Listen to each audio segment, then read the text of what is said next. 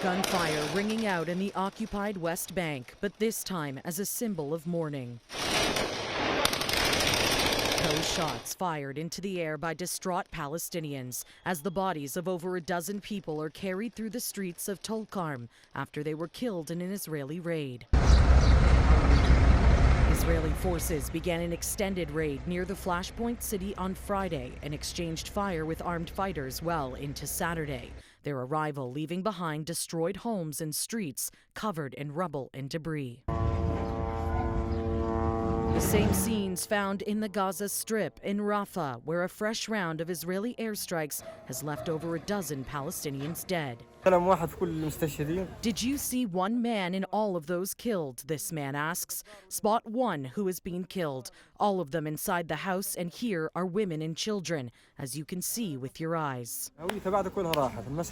The situation in Rafah remains dire as hundreds of thousands face famine and widespread disease. Sunday morning saw humanitarian aid dropped into the Strip from a group of planes sent by the UK, Egypt, and Germany. But the slow trickle of aid continues to barely scratch the surface of daily needs.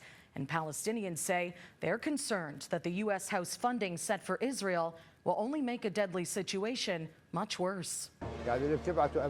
What's being sent by the U.S., this man says, is sent for those who are fully exterminating the Palestinian people, and this is the result. On Saturday, the U.S. House of Representatives voted in favor of a bill that would see over $25 billion sent to Israel, something that has the country's prime minister pleased, but also warning the West to not impose sanctions on the Israeli military and once again calling for the return of Israeli hostages.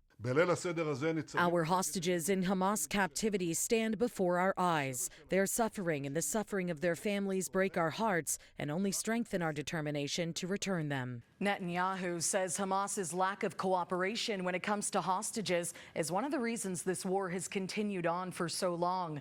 Speaking in his Passover address, he promised to land additional and painful blows on Hamas, adding that it will happen soon in the coming days. For City News, I'm Karling Donoghue.